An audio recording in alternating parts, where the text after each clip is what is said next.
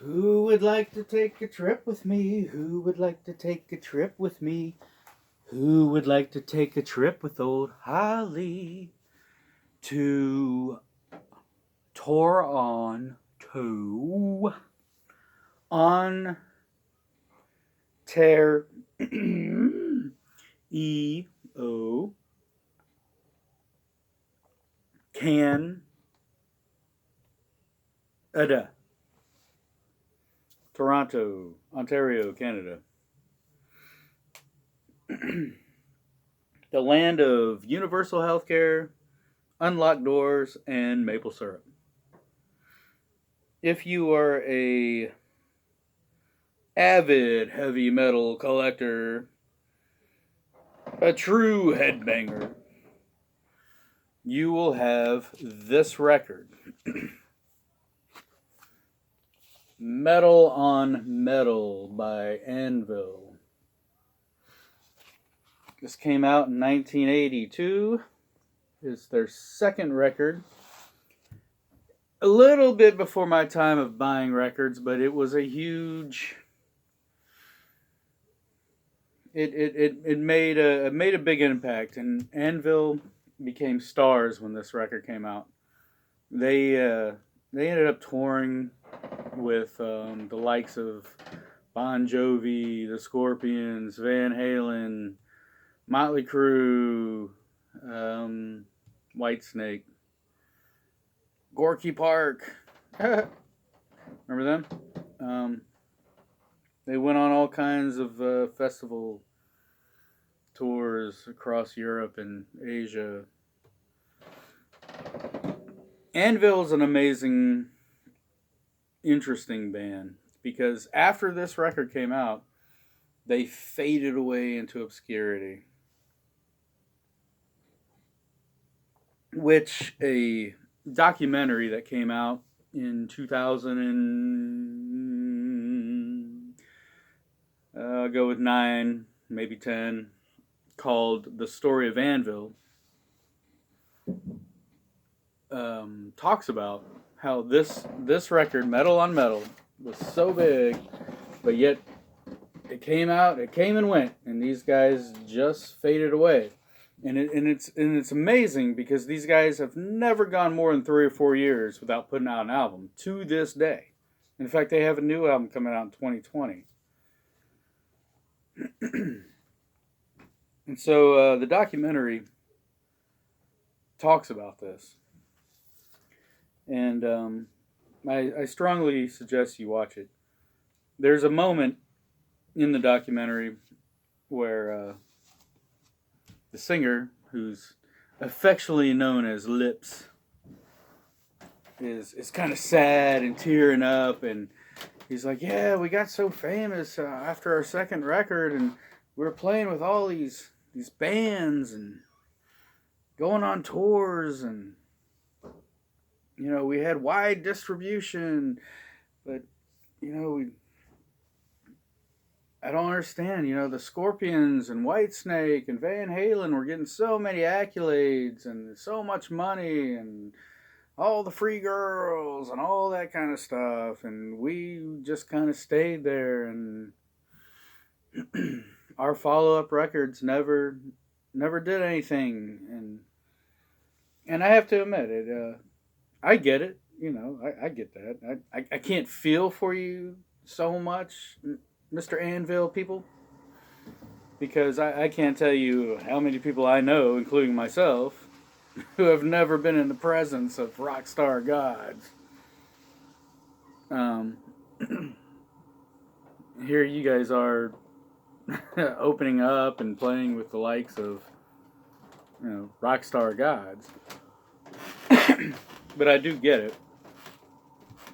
But Anvil, their biggest contribution to heavy metal was really inspiring thrash metal. I mean, this was a pre-thrash, pre-Metallica, pre-Megadeth sort of band. And all the Metallica guys, the Anthrax guys, the Megadeth guys, they will say Metal on Metal, Anvil was one of the records that really influenced them.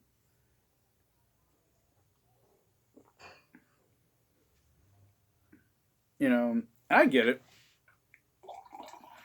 All these other bands that you were playing with, I mean, they were doing something radically different than what you were doing, which was showing videos of half naked strippers dancing on top of Lamborghinis, and a cocaine rain is falling out of the sky. An old Anvil here is trying to harken back to British heavy metal coming out of Canada, having a very tongue in cheek approach to it. And they're wearing bondage uniforms and chasing each other on stage with dildos. I mean, you don't see the difference between what you're doing and what Def Leppard is doing. I mean, don't get me wrong. Somebody like me who's really goofy appreciates that sort of entertainment because it really humanizes you. You're not Iron Maiden. You're not U2. It's not a big event. It's not like these guys are going to show up on stage and they're about to do Jesus Christ Superstar. You guys show up on stage, start telling jokes, and it really humanizes you, and it doesn't make you look better than everybody else. Um, so I personally appreciate that kind of entertainment. You know, when I see a band that comes out on stage and jokes and wants to play with the audience, I'm like, go get another pitcher. This is going to be fun. So that's what Anvil is. I don't want to go keep on going into it because you can go watch the documentary, The Story of Anvil. It was a Grammy nominated documentary. And they might have won a Grammy off of it. And it shows their struggles and their history, and they're trying to make a new album. They're calling up the producer from the old Black Sabbath records. Again, it's like, how do I feel for you? You know that guy? But it shows them on tour, and of course they're huge in Canada. I mean, they're playing to 1,000 to 10,000 people in Canada, but they've lost their audience in America. They lost their audience in Europe, and it shows them doing this worldwide tour. And in the Czech Republic, they play for like 10 people, sitting around arguing with somebody over $600 so they can get to the next town. Like, this band has been around for damn near 30 years. You're going to argue over $600 paying the money. But eventually it culminates into them going into Japan. And it's funny because they go into Japan, and the next thing you know, they're in an arena and there's 20,000 people there.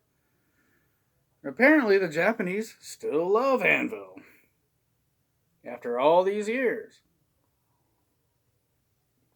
And I have a hunch, or I'm speculating, and then we're coming full circle to my show, and what I'm going to play for you is because of a song that is on Anvil's most influential record, Metal on Metal. And that song is called Mothra. And if you are a Godzilla fan like myself, you know exactly who Mothra is.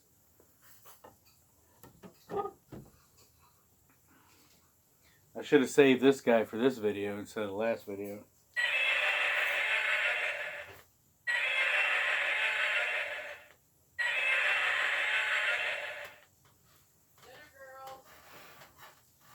So Mothra was, of course, the giant moth that fights Godzilla in the second or third movie or something.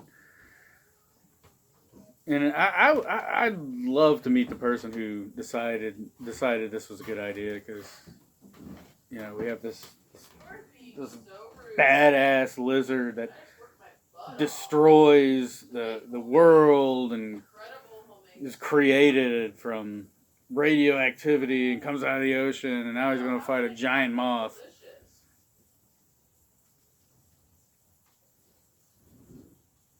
Mothra. The whole thing, Mothra is this. It's a giant moth. I guess it comes from the same minds of people who brought you Super Mario Brothers, Muscle Men, and Pokemon. So this is why I think the Japanese still like them, because they honor the mighty Mothra. So let's go ahead and listen to it. All right.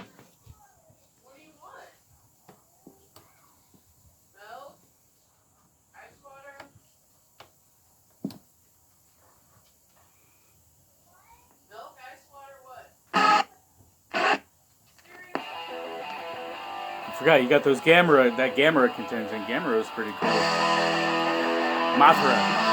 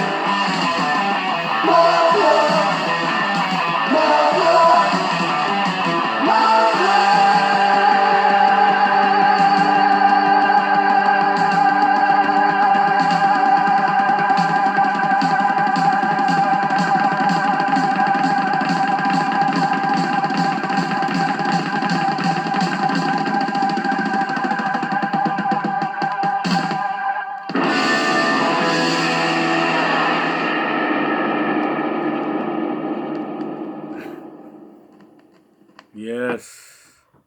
The mighty Mothra returns.